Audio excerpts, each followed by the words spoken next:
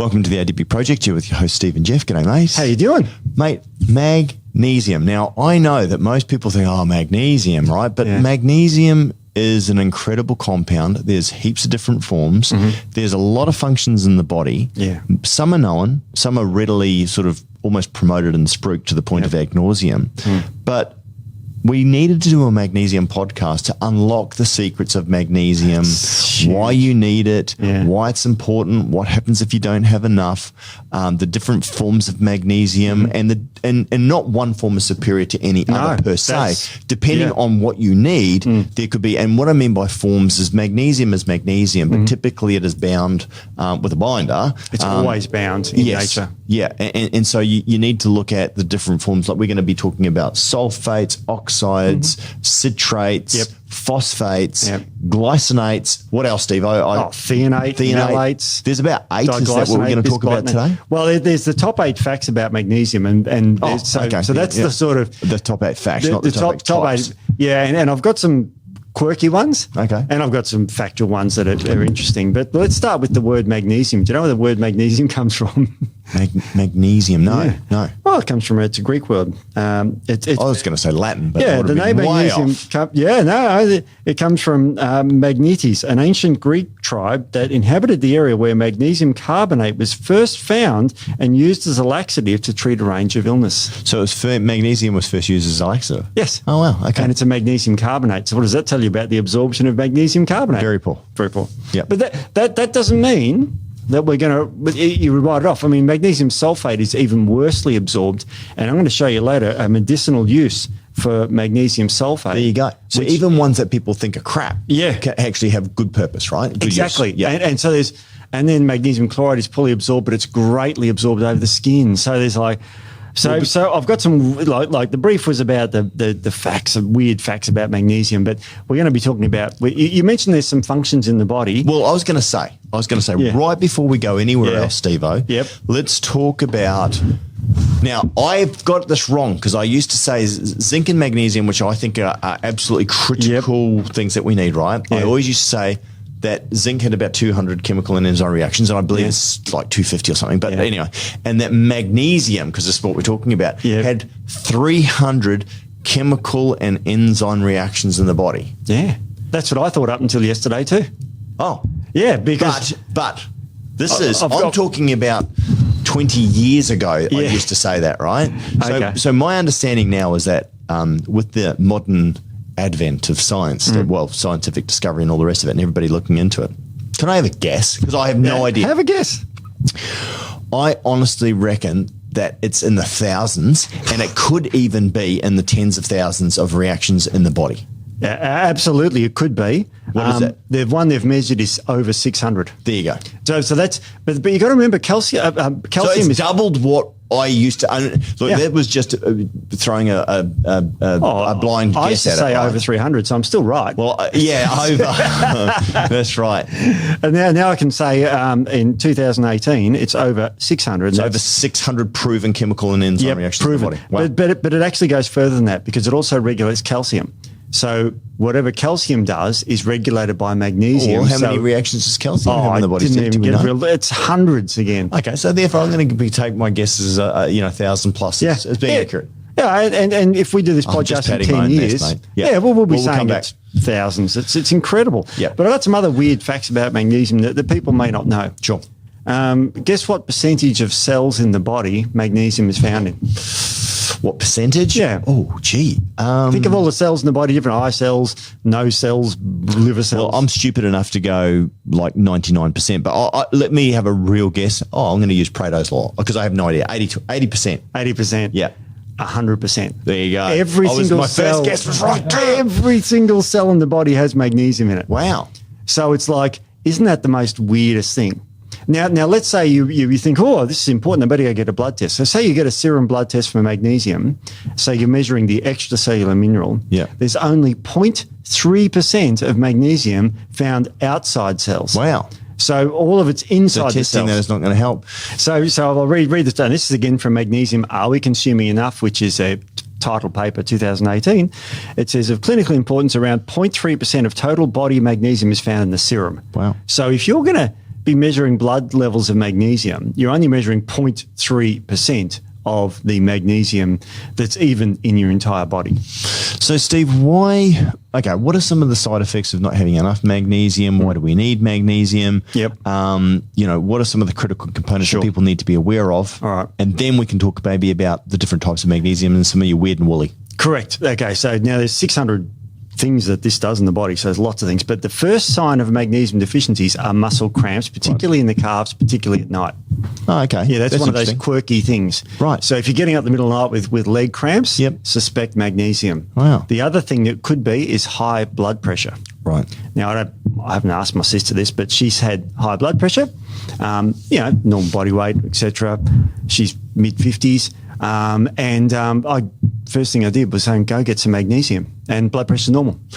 A lot of people take magnesium at night to help switch off and go to sleep. It does. And that's because it displaces calcium, which is like the on switch, correct? Yes, that's right. So calcium is like the off switch. But what else? Can you break that down a little bit more, Steve? Sure. Magnesium also works, as I said, as a calcium channel blocker. So it stops calcium activating, say, brain cells. Yep. But it's also GABAergic. It increases the production of GABA, which is the sedating, it's called GABA-aminobutyric acid, but it's the sedating chemical in the brain. It just calms everything down in the brain. Nice. So it's very calmative. Now you can combine that, and this is when we get into forms before, of something like glycine. Yep. So you use magnesium diglycinate or bisglycinate, so it can sedate you further. Or a more potent one is magnesium threonate, which is a type of, have you heard of L-theanine? Yeah, like it's amino acid, typically found in tea and stuff like that. Yeah, and that's sedative. So you can get magnesium bound with that. So you can see how you can get sort of two medicines for the price of one. Yeah, that's pretty cool. Yeah. So magnesium, and you mentioned cramps before, obviously is also considered to be one of the electrolytes as well too. Absolutely. So the importance of ratio. I mean, I remember the guys in the Kokoda Trail. I mean, we were talking about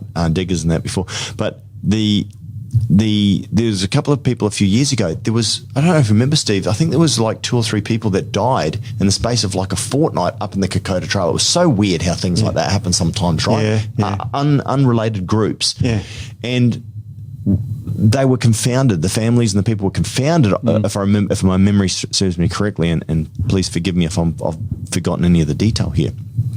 But they were consuming water, but it was a problem that they didn't have enough electrolytes. Yeah. And so even though they were consuming water, they still died of dehydration. Correct. And this is how things like dysentery killed a lot of people in the Second World War as well too, because they just couldn't hold in the water. So it's the same thing, right? Magnesium helps with the transportation into the cells, Steve? Absolutely, right. It does. And that's the problem. You can have lots of water, but if it's not getting into the cells, you'll still die of dehydration. There's a chemical process called osmosis. Now, I don't know how many people are familiar with that, but that is when, keep it simple, it's like, I think, 5th grade science. Oh, it could be. Yep. I mean, I could be insulting the listeners here by everyone knows what osmosis is, but basically it's when electrolytes pull water or attract water to themselves.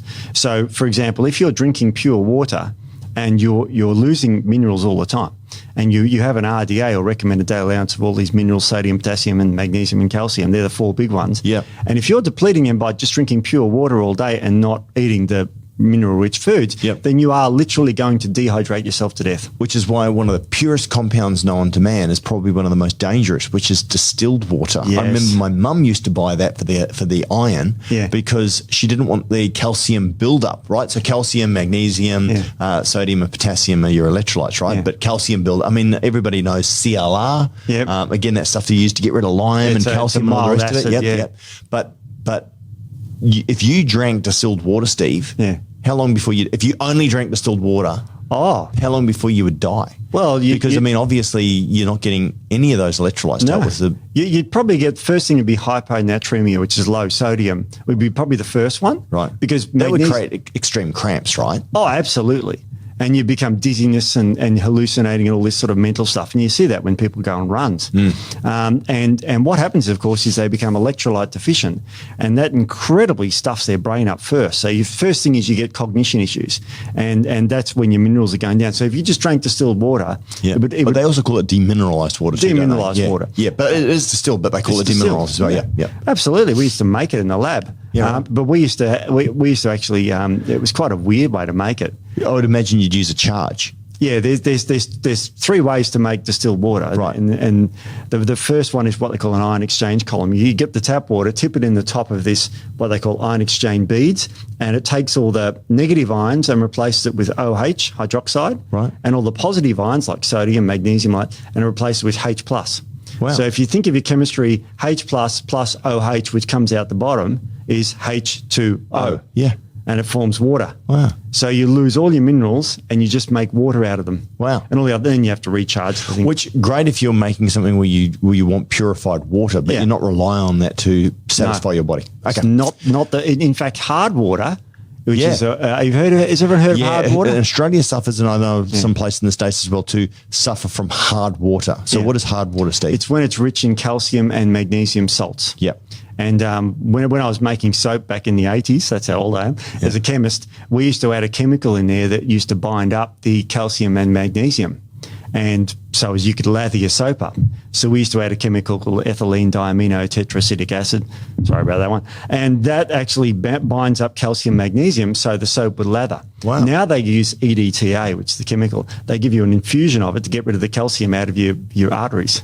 Oh, what Yeah. to decalcify the arteries? So if Decalcify you've the got arteries. blockaries, Yeah. If you've got what side effects does it have, Steve? Oh, it depletes all your minerals. Right. Okay. So your teeth fall out and Yeah. and you're in trouble. But I guess if you had a severe, and this is where I love Yeah. medicine from a point of view of if you've got an acute issue, sometimes this could save your life, right? Absolutely. If you've got mercury toxicity, give me EDTA till the cows come out. You got to get rid of it. Yeah. You can't let mercury hang around the bloodstream. Right. It gets into the brain. Yeah. So any sort of heavy metal detox, they use chelation therapy, and that's what they call it. You call it chelation. I always call it chelation. Oh, but chelation. do you know what the proper pronunciation is? No, I would never clue. Proper one. Chelated. Yeah. What is it? I don't know. Oh. I've always said chelated. But Okay. I don't know. Yeah, it's one You of those. say, I say tomatoes and you say tomatoes, don't you, Steve? Actually, no, Americans say tomatoes. Yeah, But I who's- say tomatoes. I say potatoes and you say potatoes. Who says potatoes?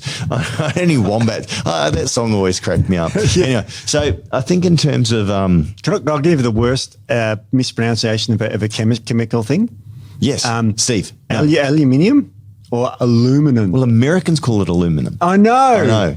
And I'm going, Silly what are they Americans. saying there? I don't know. I used to watch, because I'm a chemist by trade. And we used to Americans train. are very phonetic, so they say and spell things the way that it sounds, which Yeah. actually I don't mind. No, I like 'Cause, I mean, how do you spell jail? This is see most Americans spell it Jail, yeah. where it's actually GAOL. Yeah. is actually but apparently either spelling is now correct as of the Is it? 1970s. I don't know how I know this rubbish. Anyway, Steve, How do you on with know the this show. stuff? Yeah. I don't know. Anyway. Magnesium. All right. So the good news about magnesium is that, yes, you need it every day. You need about 300 milligrams, 300 to 400 milligrams a day, but it's stored in your bones and teeth. Yep. So, okay, let's say you have a day without magnesium, it'll leach out of your bones. Not the worst thing that can happen, but not what you want. The reserves, obviously, one single day is probably not going to cause osteoporosis. No. Or weak bones. Correct. Or weak teeth. But as you can tell, a life, or not even a life, months, weeks, Yeah. years Yep. can cause massive issues. And here's the terrible fact about magnesium in food. It's found in nuts and seeds and leafy green vegetables and dark chocolate. Yep. And Australians are crap at eating those things. Maybe not so much dark chocolate, but Well- in terms of, I mean, and the funny thing is that actually, and I say this to people all the time, if you're going to have a guilty pleasure, go with some dark chocolate. If you can get some organic with high in cacao, do it. It's good. It's just obviously the sugar you got to watch out for. But the nice thing is that dark chocolate is actually lower in sugar than normal chocolate. You're getting all of the polyphenols in the dark chocolate as well too, Yep. which are some of the Really best good you for can you. get. So this is the funny thing, right? Anyway, Amazing. Do you know what the richest source of magnesium I found in this paper? I would imagine it's a nut. You're correct. Well, sort of a nut. Maybe a seed then. Yeah. Could I say pumpkin seeds? Yeah, 100% correct. Oh, yes. Look at that table there. Look what's at the top there. Yep. Now, okay. I don't mean to brag. That's incredible. Thank you, Steve. We did not set that up. No, it's funny. I reckon a lot of people go, "Hey, you guys talk about this before we don't." We know. No, just we don't. shoot from the hip. The richest sources, and you'll see a theme coming here: pumpkin seeds, Yep. flax seeds, sesame seeds, almonds, cashews, walnuts, Yep. and pistachio nuts. They're all the richest source of magnesium that there is from plant origin. And so good for you. And this Yeah. is a beautiful thing for vegans and Yep. vegetarians, is that nuts should definitely be a large staple, and seeds. Yep. I mean, I love sesame seeds. You know, they're fantastic. And the funny thing is that the next top one out of that category is a legume, which is peanuts. Right. So we're still in the sort of Which nut is funny thing. because the peanuts get a bad rap, but we talk about peanuts specifically with the skin on being probably one of the better things that you can eat. Like, they're brilliant. Good for your erections too, if you're ever wondering. Probably not. I wasn't actually. I don't think anybody was, Steve. Well, resveratrol increases testosterone by inhibiting aromatase. The arginine in there induces vasodilation. Sure. Is it straight arginine? Yeah, there's a lot of arginine in nuts, absolutely. Because, I mean, we always sort of bang on about arginine being overused. I mean, and it's funny, in the gold standard in pre-workouts from ages back, I mean, even when we talk about a little blue pill as well too, right? Oh, yes. But it sort of makes everything, increases nitric oxide sort of indiscriminately everywhere, It does. right? It's not it's like L-citrulline's way better. Yes. But you know, just a nice little handy thing. It's also, depending on the nut, there can be high in omega-9s, which is one that Australians are typically deficient in. We don't talk a lot about omega-9s. No. And in fact, we're going to do a podcast soon on the full gamut of oils. Yeah. And oils ain't oils, but we're going to be talking a lot about the omegas, including, sort of some of the less known, less famous, because if you say to people, what are the most famous omegas? It's like the trio, 3, 6, and 9, right? That's what they talk about a lot, but they focus more than anything on 3. Exactly. But yeah, we're going to talk about some of the less famous ones. If you want an abbreviation of that one, all the odd numbered omegas are what Australians are deficient in. Yeah. Funny, right? 3, and they're typically 5, the ones 7, that are the most 9. healthy, right? Yeah. And I mean, again, it comes down to ratio, but anyway, all right. Very interesting. Let's do that. So that's your magnesium food sources. I mean, I'll give you some other ones that are not so great, of course. Amaranth grain, 248. Amaranth, yeah. That's an ancient grain, right? Yeah, it is. Fish, salmon, and cod. Have magnesium in them. What about sardines, Steve? I think sardines is reasonably high. In yes, magnesium. Sardines are very high. And also calcium as well, too. Yeah, they're good in calcium too, because you're eating bones there too. Just to give you an example, you need about, I'm going to say 400 milligrams of magnesium a day. It's 300 depending on some papers, 320, but let's say 400. So 100 grams of pumpkin seeds, just dried ones, 592. Wow. So you will obliterate your magnesium levels if you just have 100 grams of pumpkin seeds. For all you men over the age of 35 out there, pumpkin seeds and Brazil nuts should be the 2 things that you try and incorporate into your diet. Now, the best way to do it, honestly, make a smoothie. Yeah. Make a smoothie and just throw them in there, and whether you want to get almond meal. I mean, Steve, the oxidization effect that happens when you've got something that's already been pre-processed, though, you do lose some of the nutrients, right? You do, absolutely do. But here's the thing about minerals. They don't. They don't degrade. They don't degrade. Do they oxidize? They're already oxidized. So because I was going to say, like vitamins, we know that they lose some of their potency, right? Yeah. And almost sometimes I've heard, and I don't know if this is true about cutting up fruit and all the rest of it. Yeah. Is surely. And this is where I get. I'm almost embarrassed to say it. This is where I get my mum. Right? My mum's Scottish, right? Yes. And seriously, she believed that if you dropped salt on the table, that you had to throw it over your shoulder. Like, the Scottish people, some of them, devil in the eye thing. Oh, I don't know. They are seriously. I think they honestly feel like pixies are going to like. They're incredibly. Pagan people, they really are. Have all these weird bunch of pagan heathens, but funny, I think, but it is funny. But yeah, oh my gosh, some of the stuff my mum, I love my mum, but oh my gosh, some of the stuff that she believed, and unfortunately, because I was, I believed it for a long time. Yeah. Which I'll tell you a funny one. Now, it's funny because in the back of my mind, I'm going, this doesn't sound right. Are we going to get letters from the Scottish after this comment? I hope so. But we won't be able to understand what they're saying. Speak English. How dare you? Anyway, Rob Roy and they're great. If you cut up fruit and you leave it in the fridge. Yeah. So, here we go. My mum used to say it can become carcinogenic. Right? Oh, no. It's just like, Mum, oh my gosh. Anyway, so I grew up with that. You can't cut up fruit and then leave it. You can't leave it because it loses all of its nutrients and could actually become bad for you. Well, it doesn't. It does lose its nutrients, but it doesn't become bad for you. Yeah, no, it doesn't become bad for you. Here's the thing about minerals and vitamins are like a structure. Think of them as like structures. Yeah. And they have purpose in the body. Like take vitamin C. Yeah. It's an antioxidant, right? Yeah. Now, oxidation is loss of electrons. So reducing something is gaining electrons. So what it will do is it will scavenge free radicals. And now from the atmosphere. Yeah, from the atmosphere. So it will degrade over time. Sure. Now, minerals are interesting. Now, let's just take magnesium. Magnesium is a metal that makes you've seen magnesium metal, have you? Then that's it doesn't exist in nature because it's very reactive. Yeah. It's in what they call group 2 elements in the periodic table. There's 1, 2, there's 8 groups, blah, blah, blah. 8 doesn't react, but 1 and 2 react with everything. Right. So you never find 1 and 2 in nature on their own. Yeah. Okay. Gold is in the transmission, so you'll find that in nature. That's a different thing. I like to find that in nature. I'd like to find that in nature. But magnesium is already reacted. It's already been oxidized. It's lost its electrons. So that's why have you ever seen magnesium written as Mg2+? Yes. Yeah. And the 2+ means that it's got a charge of 2+, which means it's lost 2 negatives. Right. So if you lose 2 negatives, you end up as 2+. 2 negatives are 2 electrons. Right. So it's lost its electrons already. It's already been oxidized because oxidation is loss of electrons. So therefore it can't degrade. Can't degrade. So therefore, realistically, then using something like an almond meal or something like that, I mean, the fats could go rancid in there and all that sort of stuff. But as far as the actual minerals are concerned, and look, if you're stealing it really well and all the rest of it, add them to your smoothie. Look, and if you've got something like a Thermomix, which we've got at home, they just churn through that stuff and just smash it. You will not split up magnesium. In fact, you can. The only way you can split magnesium is splitting the atom, which is in a thermonuclear Seems reaction. a bit extreme, doesn't it, really? So I don't think Thermomix is great, but they don't split atoms. Okay? Not yet. No. Now, you got to remember that splitting atoms only occurs under extreme circumstances. Yeah. And we call it nuclear fusion. Which is if you accidentally cut something too quickly one day. Jeez.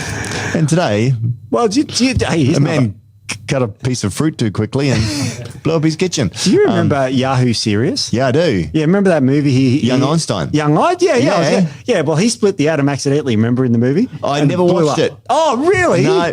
It's funny. I know exactly who he is. I know he was famous, and I never watched the movie Young Einstein. It's very funny. Right. Because he accidentally discovers beer. Oh, really? Yeah. He's in Tasmania and it's what happened to him? Is he still acting? I heard about him. He lives in Sydney renting an apartment and he defaulted on rent, so he made the news. It was something like that. It was like he's now.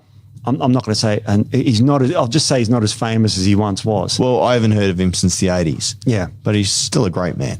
I loved it. I loved it. He was good. It was funny. But young Einstein. I can't remember what I used to watch him in. Because it brought Einstein to the mainstream, and we know about his 4 patents in 1904, which revolutionised the whole of physics. Mm-hmm. If you're a nerd like me, that was like the year of the 1904, where he had 4 famous discoveries about light and time and all that crap. Where he hypothesized that light, once you travel the speed of light, time stops. So he had this thing, time as being relative to your speed. It's interesting though. Some of his things he couldn't work out because he only went to the 4th dimension. If they worked out that he had gone to the 10th dimension, he could have actually worked it out. And this is from some of the guys. And I am not a scientist on that level. I am certainly. In fact, we were just joking before. I got relatively good marks at school, not brilliant, but sort of depending on if it was sport based, it was VHAs. If anything else, it was sort of more or A's and B's. But I dropped out of physics because I just didn't get it. But it's difficult. Dimensions and understanding dimensions is really actually we're having a conversation around UFOs and whether they're extraterrestrials or interdimensional. And I say they're interdimensional, and most people would say they're extraterrestrial. Anyway, could be fascinating. But once you actually understand dimensions and the science of things, then it actually helps to bring more explanation and understanding. And Einstein only went to 4 dimensions, whereas if he had have gone to to 10, Yeah. he might have been able to solve. And I forget the equation was that he was working out. Anyway, we're getting way away from magnesium. Yeah, he was trying to find the theory for everything, which is combining the ultra small with the ultra large. I'll keep it really simple. Sure. Yeah, but he didn't get there in the end. But he actually theorized the splitting of atoms. And so you can't split magnesium in your kitchen. Yeah. So you should be safe No there. matter how fast you're chopping. Exactly. You will not split an atom. Yeah, it was bound to happen eventually. So even if you cook the living, and I'm not expecting you to do this, but if you cook living crap out of something in a pot, you know, like whatever, magnesium levels will be identical. Right. And in fact, if you dehydrate something, magnesium levels go up. As a percentage. Yeah, because the water's gone. Yeah. So you won't be destroying any magnesium anytime soon. Okay. But you can wash it away. Yeah. So if you put magnesium in green leafy vegetables and boil them. And then throw the water out. Yeah. Well, they used to say that with the steamer, right? I mean, we used to steam, broccoli or whatever it was, and then you'd throw out the water. Yeah. Now, if you boil something, and it would be interesting actually to find out what is the best way of preparing different types of food, Steve, to maintain their integrity of their ingredients. Because I'd imagine that boiling's probably one of the worst. It is one of the worst because all these water soluble agents will be in the water. Gone.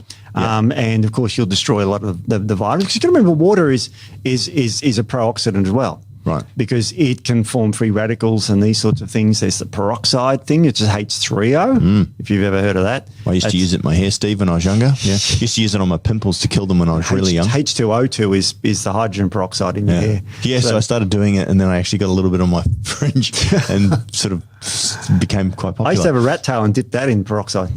You disgust me. It was the 80s. That's disgusting. It is disgusting. So that oxidised your hair. But, mind you, they're kind of back now, though, aren't they? Yeah, I've seen mullets on TV. They're around. The only good place for a mullet is in the ocean. Yes. Let's face it. And you can flick it around and pick up all the girls. No, probably not. No, probably not. No. Oh, God. Let's move on. Okay, yes, please. All right. So I've got some other cool things about magnesium. I'll give you some weird thing. When medicinal properties of magnesium-rich water from the Epsom Spring in England were discovered in the 1600s, Epsom the town salts. of Epsom Yep. rapidly became a popular health resort. And I was just going to ask you, what's the name of the salt that's named Epsom after salts, which is famous. My dad used to swear by them and use them all the time, and then get out and rub himself down with comfrey and arnica and sort of stuff that you can't do anymore, I don't think. Comfrey's banned in Australia. Yeah. Arnica's still allowed. Is arnica still out? I think arnica's still Yeah, out. comfrey symphytum is a plant that's a very broad leafy thing. So, I'm not suggesting anyone do this, but you can grow it yourself. Yep. It's more of a weed, actually. But anyway, most herbs are weeds, like dandelion. All right. I've got another. So, Epsom salt's really high in magnesium. And you could have a magnesium bath through osmosis to actually help put the magnesium straight into the bloodstream, I guess, and into the muscle. Absolutely. Right. So it's everywhere in every cell. But here's another thing. If you took all the magnesium from Earth and put it into a ball, the ball would be the size of Mars. Wow. Yeah. Can you believe that? That's incredible, isn't it? 13% of the Earth is magnesium. Wow. It's interesting. The most abundant mineral on Earth is iron, obviously, which is the iron core thing. Do you know how far we've drilled into the middle of the Earth, Steve? No, I don't. Do you reckon that we've got 5% of the way there? No way. Not 5%. Because 2%. the Earth's 7,900 kilometres is the diameter. Yeah. So you halve that approximately 4,000 kilometres to the middle, like the radius, I should say. Yeah.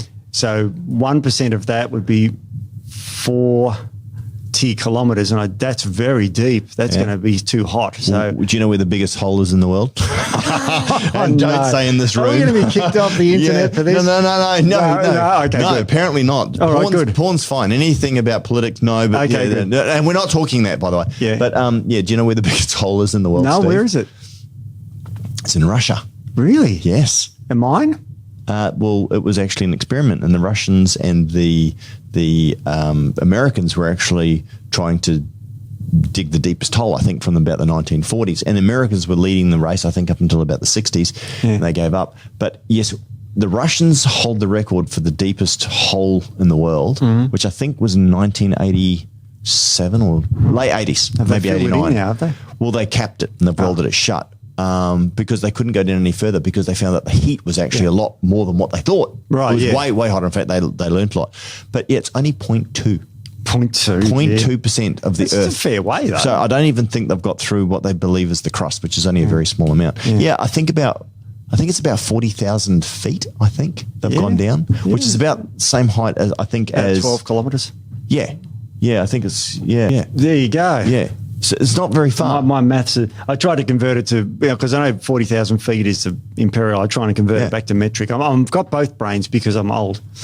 How do we get onto this? Anyway, so I think in terms of the amount of magnesium, there's a crap ton. Crap ton is a good way to describe it. So crap ton, it's a scientific measurement, I think. So in terms then of magnesium and the importance of, let's talk about the different forms then, because we know that it has not 300 but 600 chemical enzyme reactions in the body. We know that it's super important if you're cramping. We know that it's important if you've got issues as far as disease states are concerned, and that as well too.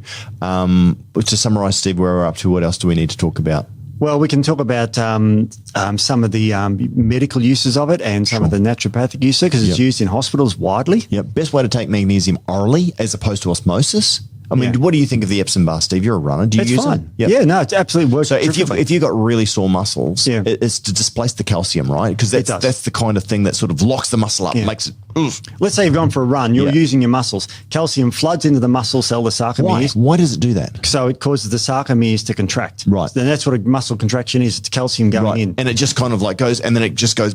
Yep. And it locks up. It locks up and then releases, locks up, releases.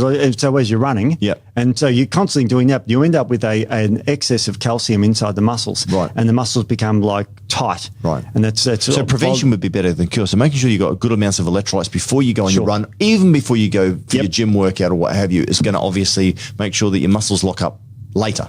Correct. Right. And also that it's regulated, because magnesium is the great regulator. It won't stop calcium going into the cells. It's not a pure calcium channel blocker. That'll cause paralysis. Right. Of course, because you need calcium. Yeah, you need it in there. It's supposed to be in there. It's supposed to be regulated by magnesium. Mm-hmm. So in my sister's case, her arteries were slightly contracting and staying contracted. And so magnesium went in there and stopped the calcium going in there at an excessive amount. Now, she didn't go to zero blood pressure by taking magnesium. It just dropped back to normal. Cool. So that's one of the treatments for it. Okay. So if you can extrapolate through to all the muscles in the body. Yep. So the Epsom salts is great because it's absorbed topically and transdermally. But the best form of magnesium transdermally. Transdermally. Don't tell me it goes through the skin. Why did I say that? Yeah. Trigger warning. Trigger away. That's right. There's for those there's some people who don't think anything goes across the skin. No, that guy's a moron. Anyway, let's not waste our time with morons. So magnesium chloride is great to get across the skin as well. Yep. Because chlorine is a very small molecule, and magnesium is very small as well. So it can certainly get into the body. A sulfate molecule is still small, but not as small as magnesium chloride. Okay. So magnesium sulfate is also great because sulfate's used in the body. So if you want to give magnesium sulfate to someone, IV magnesium sulfate is widely used in hospitals for many reasons. Right, okay. So sulfate's not as bad. But the absorption isn't that great, is it? Well, that's why you have to give it IV. Right. Yeah. So orally, it's not. You don't take that orally. No. So when you're looking at your vitamin, if it's got sulfate, probably not the best form. No, orally. Not orally, no. No. If you're in hospital and you've got like what they call preeclampsia, does everyone know what that is? Yeah, from pregnancy, right? Yeah, pregnancy. And that's what used to kill a lot of people. Well, heaps of them. Yeah, but not so much anymore, right? No, the main treatment for that, because it's completely natural, is magnesium sulfate. There you go. IV. And also if you're getting an acute migraine attack. What is preeclampsia exactly, Steve? It's when you get, your baby is, say, low in nutrients. Yep. Just whatever. So the only way the body reacts is it secretes a chemical out that increases, it's called vasopressin, which increases blood pressure in the body. So it forces more blood through the placenta. Oh. So the baby can steal more nutrients. Wow. Steal more nutrients. That's terrible, isn't it? But take more nutrients for itself. That's pretty much the same thing. Well, I mean, that's what we're designed for. So if you give the baby loads of minerals, it'll go, it's all cool now. I've got enough magnesium. It's usually magnesium. Because women are terrible with magnesium. They are, aren't they, Steve? Oh, sorry, you hadn't finished your sentence. Yeah, keep going. You've got to remember, if you're pregnant, you've got nausea and you've got this going on, and you don't eat lots of leafy greens and nuts and seeds. It's the first thing you should be eating. Yeah. Keep magnesium levels up. Now, migraine is a classic one too, because migraines are a tricky one, and the way they abort migraines is by giving magnesium sulfate intravenously. Right. It's one of the most effective medicines for migraine. Really? Yeah. Amazing. I've got a paper on it. And it's but that obviously has to be administered by your doctor or in hospital. Exactly. How many people though? Like, how many people would go to hospital with a migraine? Not many. You would imagine, would you? 17.6% of admissions. I'm just reading it off the paper here. Are you serious? Yep. Really? Because you've got to remember that most people... This is funny. People must think that we G each other up on this and we say, hey, I'm going to say this. It's fine. Because you've got to remember 18% of women and 6% of men in the US have migraines. So if you have an uncontrolled migraine and you're in absolute agony, you go to the ER. Can you administer IV yourself, or do you need a nurse to do it? You need a nurse. You need a doctor to prescribe it and a nurse to administer it, or a doctor to administer it. That sucks. I mean, just think how much burden we take off the system if we just had little. Maybe that's a good idea for a business, Steve. Maybe we should set up a little Botox injections on one side and migraine treatment on the other. Come in, have a. I've got a better way to treat migraines with magnesium. How? Just take it before you get the damn migraine. Just build your levels up, because that works as well. See, Steve. So that's why you're here for the thinking. Absolutely, but see, I'd be jabbing people with needles and no, it's all right. I mean, look at this. I'm showing the paper to Jeff. Look, what does that say? Transdermal magnesium therapy. No, I've got don't worry. I've got a list of all the studies that were done on magnesium. Yep. And you can see a lot of them say oral. It's funny though, like magnesium spray is pretty popular, right? Yeah. I mean, like, and a lot of people like to use a magnesium spray. Yep. What is the best magnesium spray? Magnesium chloride. In this study. Okay. And I'll read you that what they gave, and this is a particular study using for migraines. Yeah. And our mate in Thailand is not going to like this study. Yeah. 20 sprays of magnesium. Yeah. They used 9 patients over 12 weeks, 2 times a day. Yeah. And it raised their cellular magnesium levels from negative 7.1, so low levels, to 262%. Wow. I know. But in terms of the best topical, it's what did you say? Magnesium chloride is good. That's Why? the one, because the chlorine molecule, if you think of magnesium from a chemical point of view, it's got MgCl2. That's magnesium chloride. Remember I said magnesium's got the 2+? Yeah. Chlorine is 1 negative, so you need 2 of them to balance it out. Yep. The molecule always has to be balanced. So magnesium chloride means that in the solution, you just get magnesium atoms and chlorine atoms in the liquid. And so that easily absorbs through the skin. And you get, as you see, massive increase in magnesium in the body because it just goes transdermally. And let's face it though. Yeah. The most effective way to get it is in with your food, right? Now, does it have more benefits? Why would you do it topically, Steve, as opposed to orally? Is there any reason why you would choose? Would it be for an acute reason? Yeah, the acute reason. So, for example, if I was getting a migraine, and you know these studies, you could dose your head. Yeah. Because remember, magnesium is brilliant because it's not like a drug. It's actually non-toxic.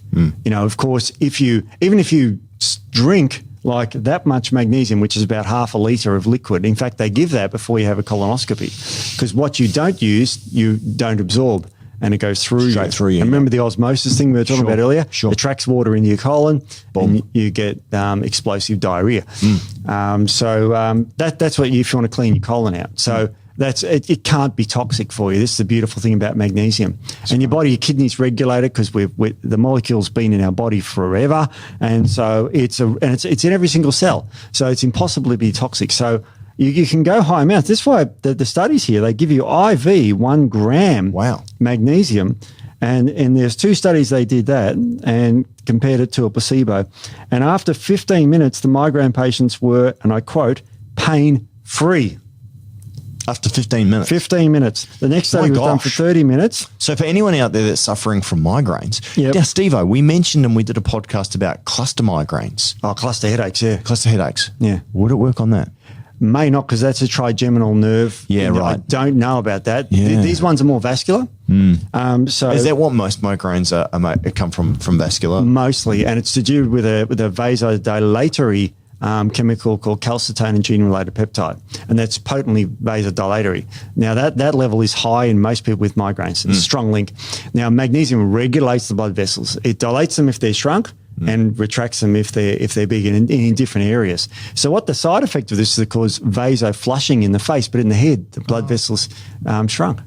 The perfect scenario. Wow. In fact, the most common treatment for migraines is a drug called triptans, which are a big class of drugs. There's rizatriptan, elatriptan, sumatriptan. And what they do, they simply bind to serotonin receptors, which squash the blood vessels in your brain. Huh. which relieves migraine. space. Yeah, removes the migraine. Yeah. So that's the most common nowadays treatment. If you went to the doctor, so I've got getting migraines, the first line of drug would be the triptans. Right. And the other then you got preventatives like beta blockers and other weird antihistamine Holy things. cow. I know. I mean, talk about using a bloody secateurs to cut your toenails. Do you know what the preventative for cluster headaches is? Lithium. Like super high doses of lithium. Wow. Which, low doses is, it's a mineral, it's needed for humans, but they give you like 300 times what you're supposed to have a day. You're supposed to have about 1 milligram a day. They give you 300 to 600 milligrams. And it just screws with you. Well, it's supposed to fix things. It's given for bipolar disorder as well. So it's a potent drug. But I'm not going to talk about that. Oh yeah, they give ketamine infusions too. Is another one they give. Real potent drug. Because you got to remember with the cluster headaches, people commit suicide. Oh, for sure. So look, I'm not. I mean, look, and if you suffer from headaches and migraines and all the rest of it, go to your doctor immediately and see what you can do because Lord knows. Oh yeah. I mean, yes. Anyway, but magnesium. I mean. What a great thing. The side effect flushing. And after 15 minutes or 30 minutes, depending on the study, pain-free. I mean, that to me should be the first line treatment.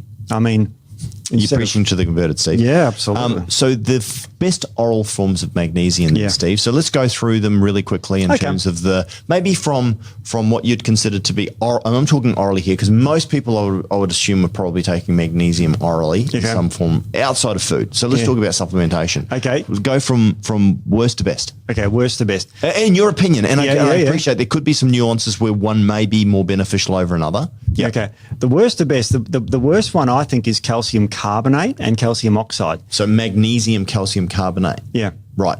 The reason for that one is because magnesium, the carbonates dilute stomach acid. So you're destroying stomach acid and it's poorly absorbed. Let me guess. Is it cheap? Real cheap.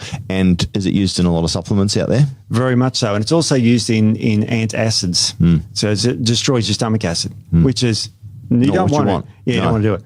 So that's a bad one. Orally, I mean, magnesium sulfate, people use that orally. That's bad. And why, Steve? Because it's very poorly absorbed. Okay. And is there any negatives?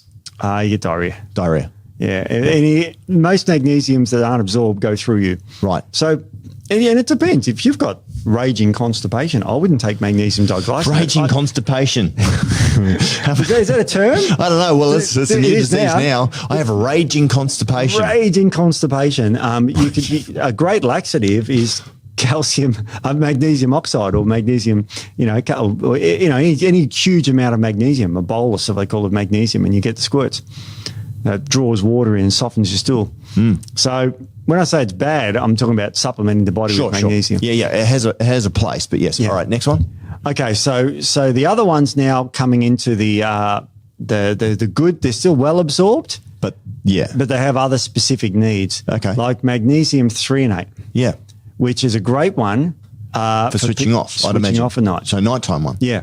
Now, the magnesium itself is absorbed pretty well, but not as well as some of the gold ones I'll get to in a sec. Sure. But still, you get a little dose of magnesium and you get the L-theanate, which is the great sedating for the mind. So I would prescribe someone that if they're stressing out at night because, it really helps people with their anxiety levels. Cool. And you could also use magnesium diglycinate if someone's having trouble sleeping. I like diglycinate, and we use diglycinate quite a lot. Very well absorbed. Because it's also quite sweet. Very sweet. But it doesn't have any calorific value. No, it's just the glycine. Glycine. Two glycine molecules, right? Yeah, exactly. And the downside to that is that if you have a capsule form, then the capsule needs to be the size of this drink bottle. Yeah. Because the glycine, it's only about 10% magnesium.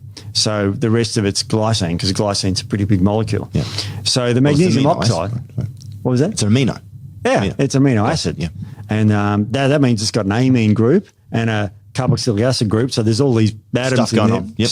all this shit in there, Yep. which is good for your brain and sedates you. So the problem with it is you can't really take it in tablet form. So you have to have like a few grams, 3 grams of it. So it won't fit in a capsule. So there's good and bads. The L-308 will fit in a capsule. Sure. So depending on what you want. Probably one of the better ones is magnesium citrate. Yep. And we use citrate. I like citrate. Citrate's great. It's and great. it got a bad rep a while ago. We've sort of debunked that. Yeah. I hate saying that word now because the kind of that's been overused Yeah. about things that are truthful. Oh, that's debunked. But we have sort of set the record straight. Yeah. And the negative to that one, if there is such a thing, is that you can only take small doses at once, about 100 to up to 150 milligrams in a single dose. Right. So if you're busy as heck and you just take loads of magnesium citrate all at once, then only about 100 milligrams will be absorbed. Right. And in fact, if you want another good laxative, is huge dose of magnesium citrate, because... And that's what I think most people commonly referred to it as. Yeah. Right. And that's actually a good thing, because imagine if you absorbed every mineral or every drug or 100%, you would become toxic very quickly. And in fact, there's diseases in the human body where you overabsorb minerals, like hemochromatosis. Anyone heard of that? Yeah. Have you heard of that? It's when you get too much iron. You can't regulate your iron. No. But you regulate your magnesium. What's the best thing for that again, Steve? You said to... you take liquid zinc sulfate, which sulfate, is poorly absorbed. That's it. And it sort of binds, doesn't it, to the iron and competes pulls with it out. iron, Yeah, it competes with iron, sorry. Competes with iron because they're the same 2+ minerals. Right. 2+ minerals. Yeah. So they compete with each other absorption. Yeah. And because the magnesium sulfate is poorly absorbed, it stays in the gut, so it continually competes with it. Yeah, right. And you take it with meals. Yes. Which knocks out iron. It's, a friend of mine had hemochromatosis. He was actually a cyclist, lovely bloke. And, really knocked him around for a long time. He used to give blood a lot. About once a month. Yeah. Yeah, you actually, that's one disease that's helped with bleeding, like heavy bleeding. It's really... For women, yeah. Okay. Oh, yeah, but also bloodletting. Yeah. Well, that's what he was doing. Yeah. So he would go and... Give blood. Yep. And I think they can take the blood and use it. I don't think they throw it out anymore. Really? Yeah. Because it's only a genetic disease and it's only absorption. It doesn't make your blood toxic. Okay. So iron-rich blood.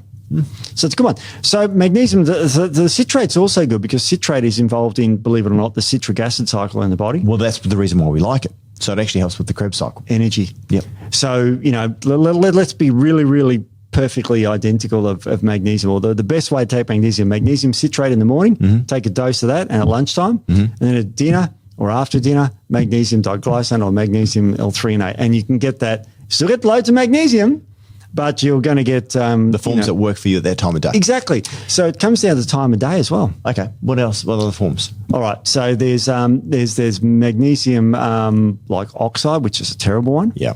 And then you've got magnesium, the ketone forms of magnesium. Yep. And they're good if you want brain stimulation. Yes, because ketones cross the blood-brain barrier. Yep. So hydroxymethylbutyrate is a type of ketone. Yeah. It can be bound with minerals. Yep. So it's pretty well absorbed, surprisingly well for a ketone. So if you want a brain type of magnesium to help you be smart, then magnesium, so you're getting the magnesium with the ketone.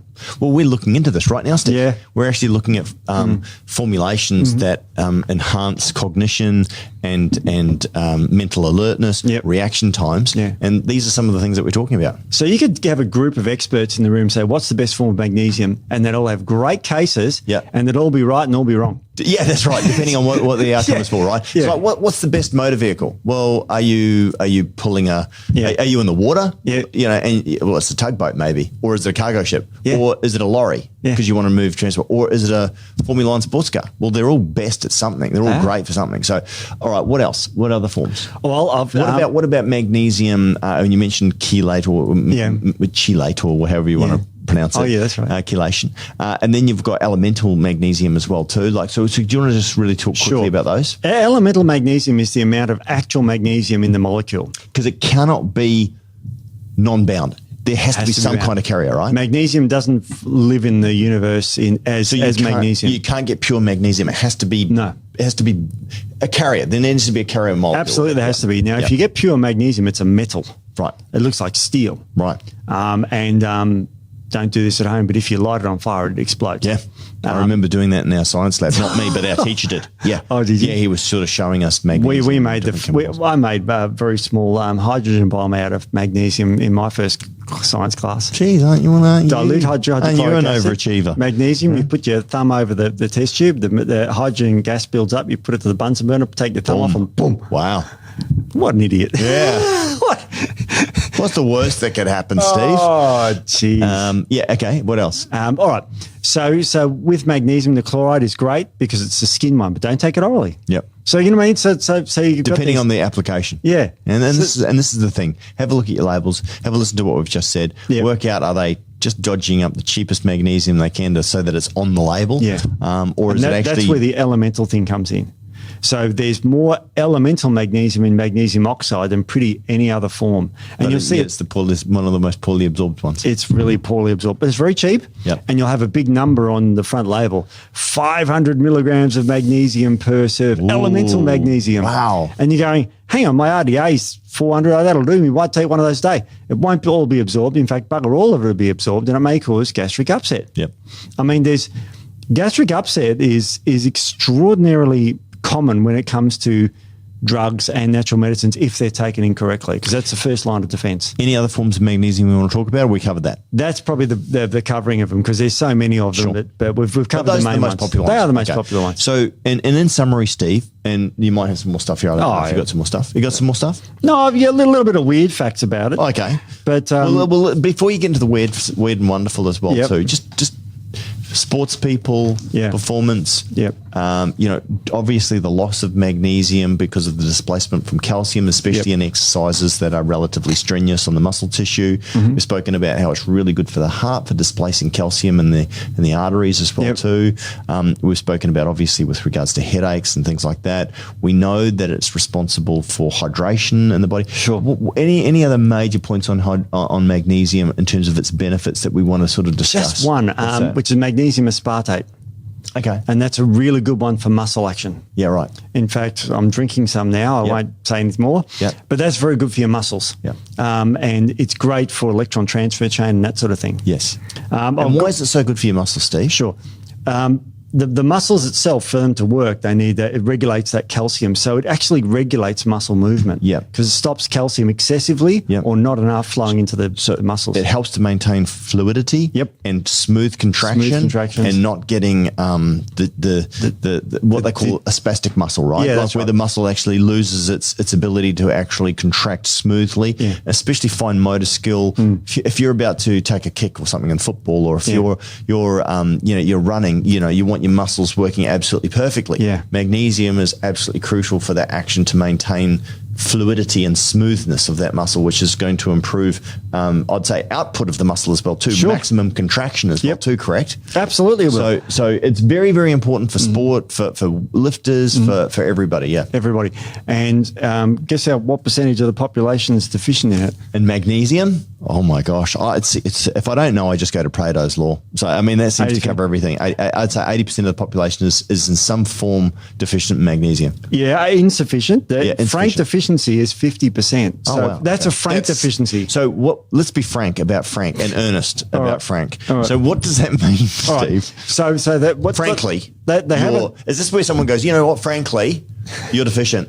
Like, does it mean that it's quite there's pronounced? in 1974 there was a level that they set, and they did it based on all these averages, and 50% of people are low when you do what they call a red blood cell magnesium. Right. So in America, 50% of people are low in red blood cell magnesium. That's not just insufficiency, that's deficiency. That's really bad. So on a bell curve, Yeah. you're gonna get side effects. Yes. And They're going to have hypertension, they're going to have cramps, they're going to have lack of energy, they're going to have lack of focus, they're going to have lack of all this stuff so going. 50%. 50%. Okay, and the ones that then fall out of the frankly to the earnestly, now, Yeah. from the bad Yeah. to the mild would be how many? 30%. Ha!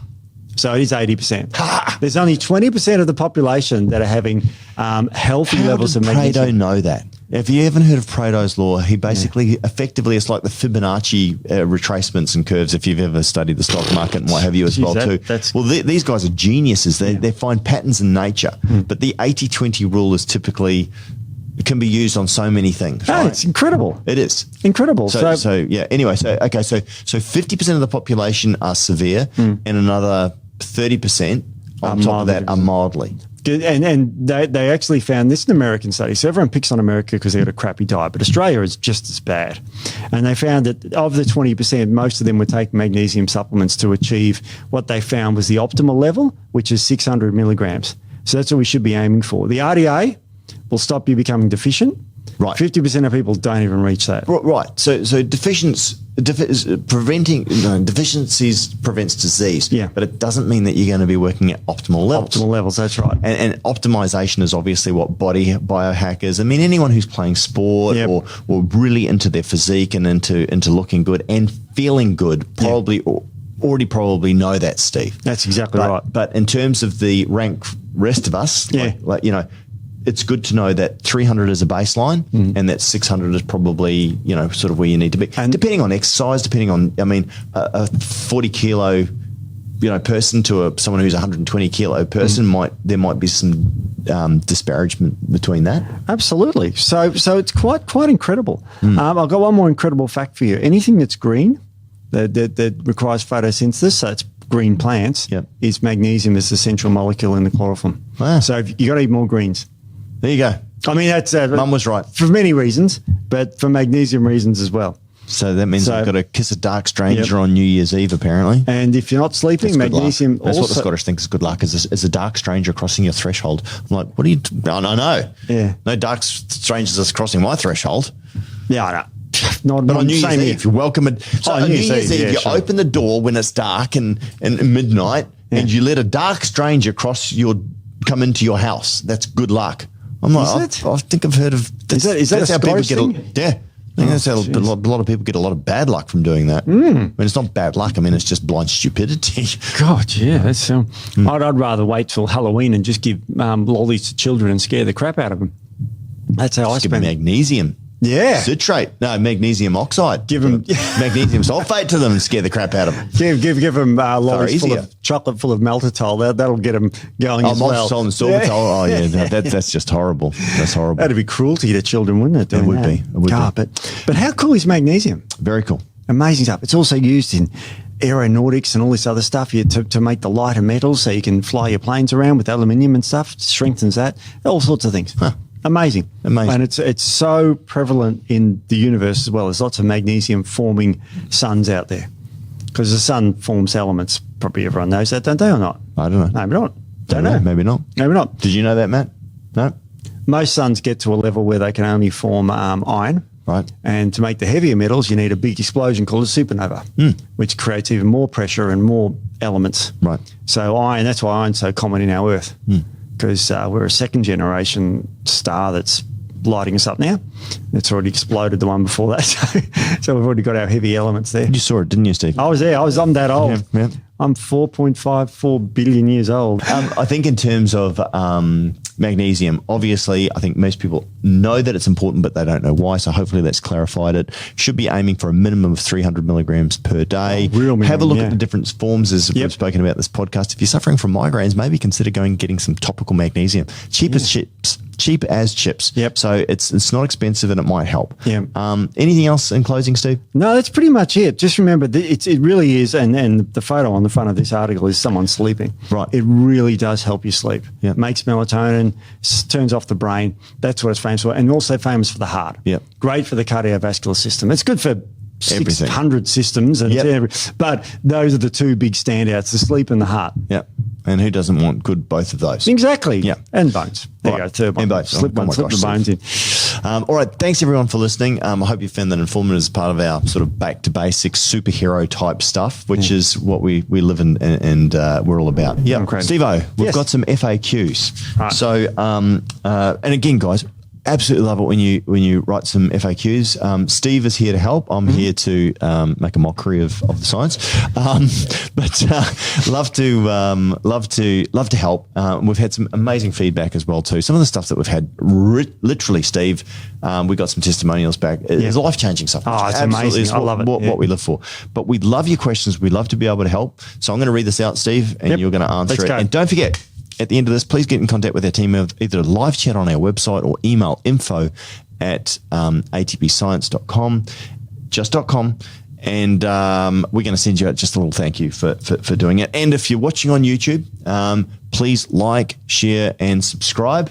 I don't even know what that means, but I think there's a little thumb where you push like, and there's a little subscribe, which means, hey, when we do another episode, you stay up to date. Anyway, it's another language. That would be wonderful. Thank you. Absolutely. All right. Hi, team. It'd be great to see a podcast on the carnivore diet by Jeff and Steve. Oh, we did Being one. a popular on-trend diet, I believe it would be a great topic for the guys to discuss, and the good and the bad. Now, Steve, we did talk about it. Was it a full? Jeez, it was a full episode podcast. 256. How do you Was remember? it 2 years ago? Yeah, about 2 years, yeah. So how did I remember? Because Matt told me. Oh, okay. But yeah, I'm thinking, yeah. yeah, it was episode 256. Yes. Episode 256. Matt, was it a full episode? Yeah. A full episode on the carnivore diet. So you may have missed that one. It's interesting, and look, science has never settled, Steve. Never settled. Never settled. So there's always new learnings and information that we're finding out about it. I am, while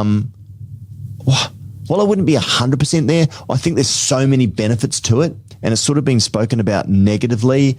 And like anything, you can extrapolate a small amount and say it's terrible. But Steve, your basic thoughts on the carnivore diet? Well, I was ready to rubbish it, but then I did the research on it. And there's a great doctor who looked right into it and did all the research onto it, and it really did have some benefits. I've got one word for you. What's that? Inuit. Yeah, the Inuits. Yeah, they did. They ate predominantly a carnivore diet. Yep. And so there's evidence that this is like, I wouldn't say it's the best way to eat, but predominantly eating a lot of meat, I thought was going to rubbish your kidneys and rubbish this, and it didn't. If you're going to do it, Steve, though, and correct me if I'm wrong, just as an aside, you need to eat offal.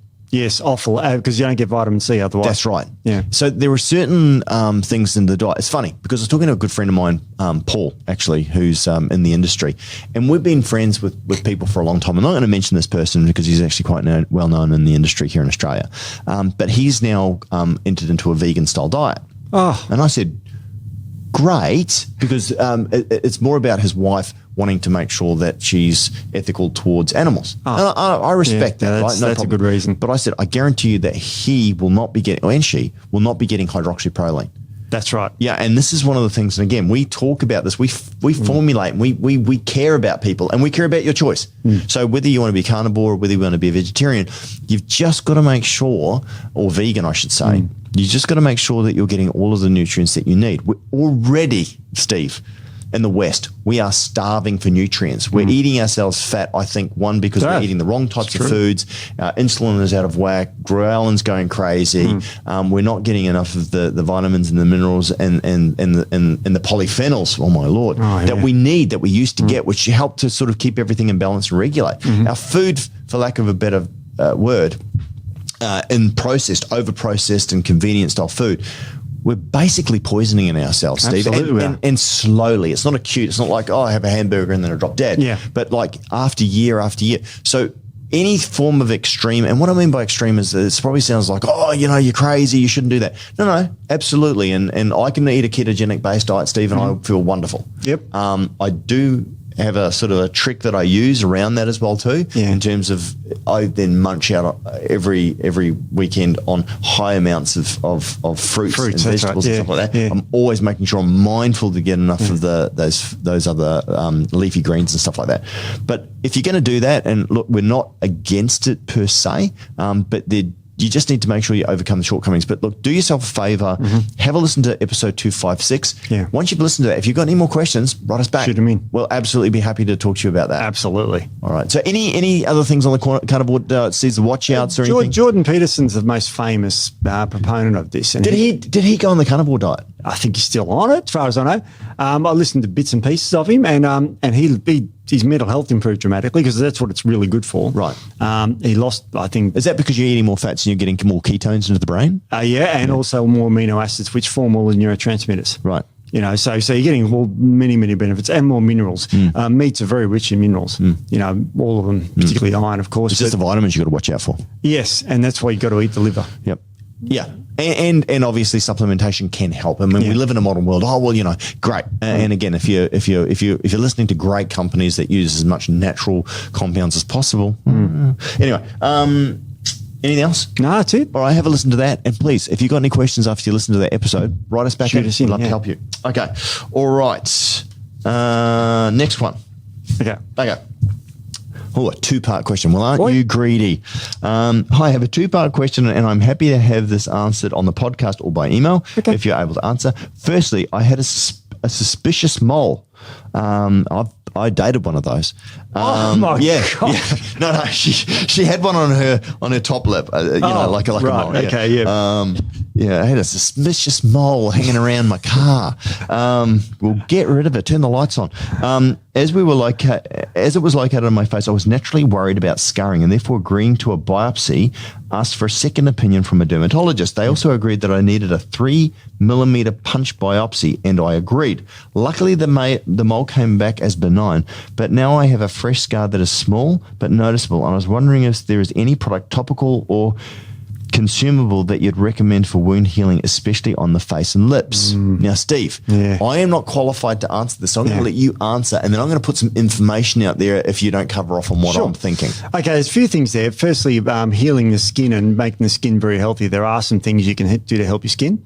Potent antioxidants, such as astaxanthin, is very good. Topically or ingestible? Orally. These are all orally. Yep. Hyaluronic acid orally and topically for that one.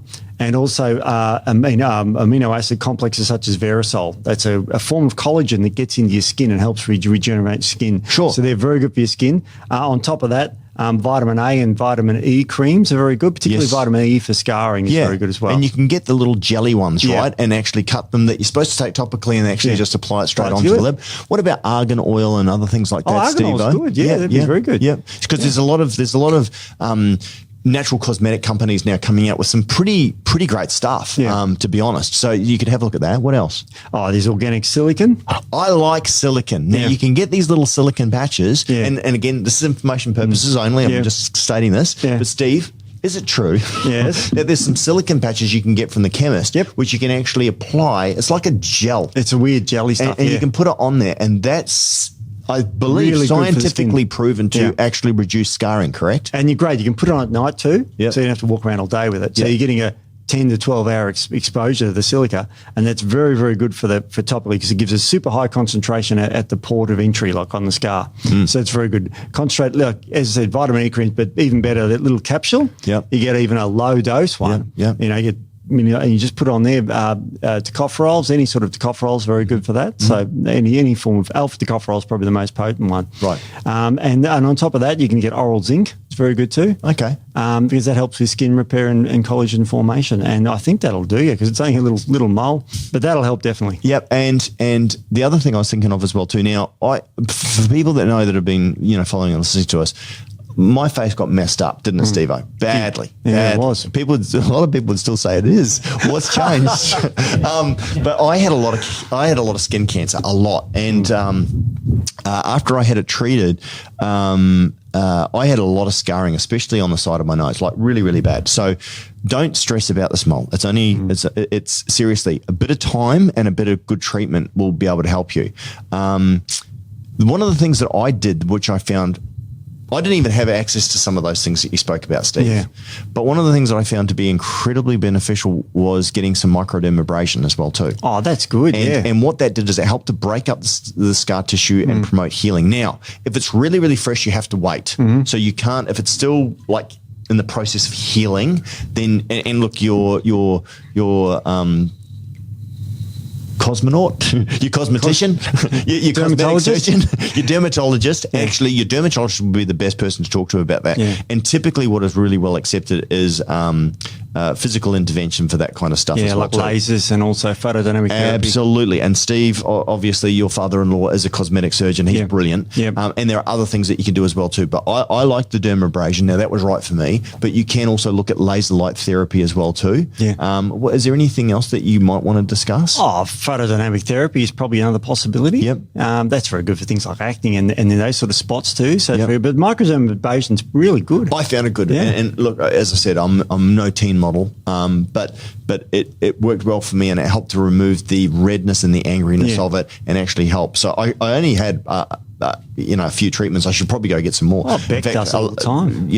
She wants to look better because I'm so handsome. She wants to look almost as good as me. People have suggested I go get full-blown cosmetic plastic surgery. That may or may not have been my wife. I don't think there's enough plastic in the world. But I'm joking. But yeah, so have a look at those things as well too. And as I said, give it a little bit of time.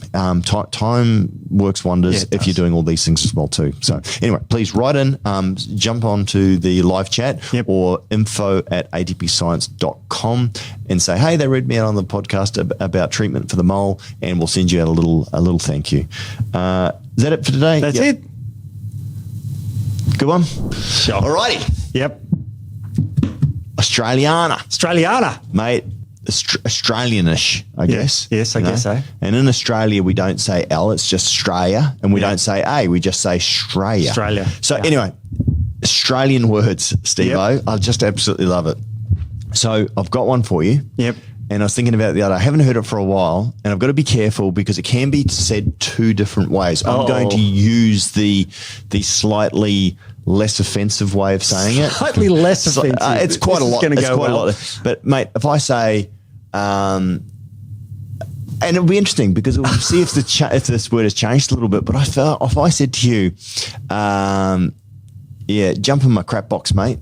What do you think I'm talking about? I would say your car. That's right. Yeah. Now Americans are probably going, jump in my crap box. Yeah. We're not visiting Bubba in prison here. Crap box. But it's also the box as well too, right? Yes. Which is And what is a crap box, Steve-O? A crap box is usually an old car, beaten up car. That's what we used to call a crap box. You know, I had a little green meanie, right? The Gremlin I used to call it, which was it was a Toyota. I could start it in second gear, and I lent it to a mate of mine. It got stolen one day, and he doesn't even know what happened to it. It just disappeared. Yeah. But the floorboards had rusted out, so you could literally see the bottom of the floor. Now that was a crap box, right? That's a crap box. That was a crap box. That's a Fred Flintstone car too, with the feet pedal. Oh no, it was flipping dangerous, seriously. But that's your foot could go through and grind on the road for a few at 60 k's an hour. Pretty much, mate. Pretty much. Right. Jesus. What is a slouch hat? Slouch hat. Yeah. A slouch hat is what the Australian diggers used to wear, right? So is it just a terminology for an Australian? For a type of hat that the old diggers used to wear. Yeah. What's a digger? Well, that's a good one. Just stop. See, there's things in our vernacular. People are going, what's the digger? A digger is an Australian soldier. Yes. Yeah. And they used to call them diggers, I imagine, because they used to dig trenches. Probably. Right? I don't know, actually. Don't know, actually. It's something I should Google when I get downstairs. Yeah, that's funny. Yeah, but that's slouch hat. Yeah. Slouch hat. Yeah. Which Australians were extremely well recognised by the hats that they wore. Like if you watch Gallipoli. Hats? Yeah, and the Akubra. Tony and I were just talking about Akubra hats the other day, and this is not a shameless plug for the Akubra brand, but they're amazing. Actually, we went into it, and I saw an Akubra sticker on the back of a car, and I said, like J.M. Williams, it's a great Australian company as well too. But you see a lot of J.M. Williams. I mean, who was that actor that got involved with them? Wolverine, Hugh Jackman. Hugh Jackman. And he did a great job. And I love supporting Australian companies like that. But you don't see, when was the last time you saw an ad for a Akubra? No, never. I mean, but they're just so well known. They are. They're a type of hat for those who are, or actually it's more you wear in the bush to keep the sun off your head and the rain off your head. Yeah, and Tony was saying that she reckons that just anyone out bush wears Akubras. But it's just funny though. I mean, such a great. I'm an Australian. I wear those Bunnings hats. The straw cheap ones. I go to them. You're not an Australian. That's terrible. You're not an Australian. Not an Australian. Anyway, that's enough Australiana for 1 week. Okay.